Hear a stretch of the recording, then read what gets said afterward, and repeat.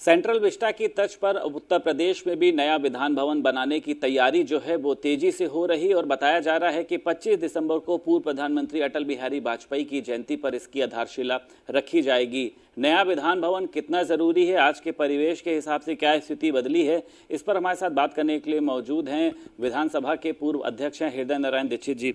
Sir, पहले तो भारत समाचार में बहुत स्वागत है आपका। बहुत धन्यवाद आपका कि आप एक महत्वपूर्ण विषय लेकर आप मुझसे मिल रहे हैं, बहुत आभार।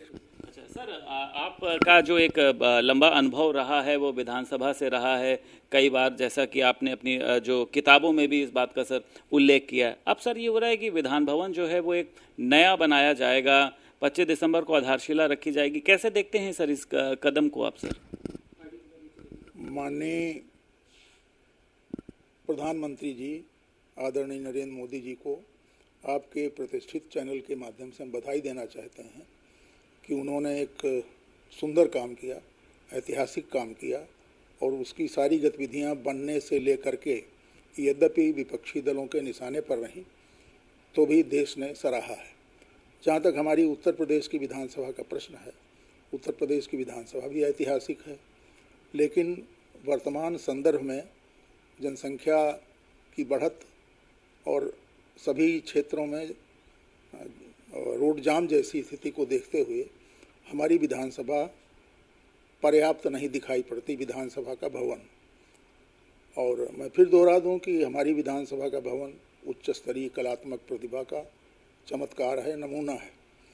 माननीय योगी जी ने कई बार जब मैं विधानसभा का अध्यक्ष था तो इस विषय पर अपना मत व्यक्त किया है कि यहाँ भी एक विधान भवन नए सिरे से बनाया जाना चाहिए। इस बीच में आपकी सूचना के अनुसार 25 दिसंबर को संभवतः इसका शिलान्यास होने जा रहा है। मेरे पास इस संदर्भ में कोई सूचना नहीं है कि वो किस तिथि को होने जा रहा है कि नहीं, लेकिन मैं ये मानकर चलता हूँ, एक विधायक के रूप में मैं 5 बार विधायक रहा हूँ, उत्तर प्रदेश विधानसभा का अध्यक्ष रहा हूँ, तो ऐसा मैं मानता हूँ कि एक नए भवन की आवश्यकता पहले से महसूस की जा रही थी और आपने ही बताया है कि संभवतः इसको दारुल सफा का प्रयोग होगा उसमें, तो अच्छी बात है और उत्तर प्रदेश में नया विधान भवन बने, सबको अच्छा लगेगा।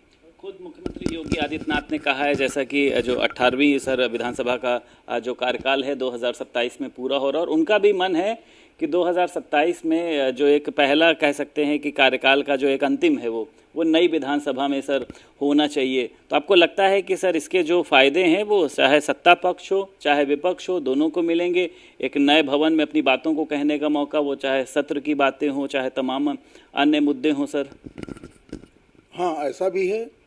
और जो हमारा वर्तमान विधान भवन है, जो इस समय जिसमें बैठ कर हम लोग करते हैं, तो वो इस समय की ही संख्या के लिए पर्याप्त नहीं है। जैसे इस समय 403 माननीय विधायक हैं और उन 403 के बैठने के लिए विधान भवन के भीतर पर्याप्त कुर्सियां नहीं हैं। कभी कभी ऐसा होता है कि सभी विधायक आ जाते हैं, 10-5 की गैर हाजिरी कतिपय कारणों से, स्वास्थ्य कारणों से या अन्य व्यस्तताओं के कारण संभव है, लेकिन कई बार ऐसा होता है कि बिल्कुल जगह की दिक्कत आती है। जब माननीय श्री राज्यपाल आते हैं विधान भवन में अभिभाषण देने, तो उस समय विधान परिषद के सभी सदस्य और विधानसभा के सभी सदस्य एक साथ बैठते हैं, तब पर्याप्त जगह नहीं मिलती और वेल ऑफ दी हाउस में, जहाँ पर सत्ता पक्ष और प्रतिपक्ष आमने सामने बैठते हैं, उसके बीच वाले हिस्से को वेल कहते हैं, वेल ऑफ दी हाउस। तो वेल ऑफ दी हाउस में हम लोगों को अलग से कुर्सियां लगवानी पड़ती हैं। तो इस समय का जो विधान भवन है उसकी प्रशंसा ऐतिहासिक दृष्टि से की जानी चाहिए, लेकिन वो हमारे लिए पर्याप्त नहीं है। और माननीय योगी जी जिस काम को तय कर लेते हैं उसको अल्प समय में ही करके दिखा देते हैं, ये उनकी सोच का चमत्कारिक उदाहरण है। हम समझते हैं कि एक अच्छा काम होगा और इसमें सत्ता पक्ष और प्रतिपक्ष की बात ही नहीं। बात तो ये है कि लोकतंत्र में सत्ता और प्रतिपक्ष मिलकर ही कोई नए सकारात्मक काम करते हैं और कभी कभी नकारात्मक बातें भी ऐसे अवसरों पर आती हैं हमारी प्रार्थना है, अपील है सबसे कि इस काम में वो आशीर्वाद दें, सहयोग करें। माननीय योगी जी बहुत पहले से मैं दोहरा दूं, जब मैं विधानसभा अध्यक्ष था तो कई बार विचार विमर्श में उनके मुंह से बात निकली है कि नया विधान भवन होना चाहिए। जिस तरीके से आपने कहा अपनी अंतिम लाइन में कि इस पे किसी तरीके की रुकावट नहीं होनी चाहिए, मतलब विपक्ष जो है वो इस पर किसी भी तरीके की, मुझे लगता है कि उसको राजनीति नहीं करनी चाहिए बल्कि इस कदम का स्वागत करना चाहिए सर। मेरा तो ये मानना है कि विपक्ष इसमें राजनीति करेगा भी नहीं, इसलिए कि जो वर्तमान विपक्ष है वो कई बार सत्ता पक्ष भी रहा है। तो सत्ता पक्ष के पास और वर्तमान सत्ता पक्ष और वर्तमान विपक्ष, इन दोनों के पास अनुभव है सत्ता पक्ष के होने के और विपक्ष के होने के। माननीय अखिलेश जी इस समय विपक्ष में हैं, पहले सत्ता पक्ष रहे। हम लोग इस समय सत्ता पक्ष हैं, पहले विपक्ष रहे। तो कुल मिलाकर सत्ता पक्ष और विपक्ष दोनों का मन एक जैसा रहे, ऐसा वैदिक काल से लेकर अब तक हमारे पूर्वज मानते आए हैं कि हम लोग साथ साथ चलें, साथ साथ सोचें, साथ साथ विचार विमर्श करें, साथ साथ गीत, साथ साथ संगीत, साथ साथ भूत, साथ साथ वर्तमान, इस दिशा में आगे चलेंगे और इसका सब लोग स्वागत करेंगे। मैं स्वागत करता हूँ। एक बड़ा सवाल सर ये भी है, जो दारुल शफा के पास आसपास लोग रह रहे हैं वो तमाम लोगों के सर आवाज़ भी हैं, तो आपको लगता है कि सर उनको शिफ्ट करके जो है अन्य जगहों पर भेजा जाएगा सर? दारुल सफा में और कोई तो आवाज़ किसी के नहीं है, गैर विधायकों के। दारुल सफा में जितने आवास हैं वो सब विधानसभा के माननीय सदस्यों के हैं।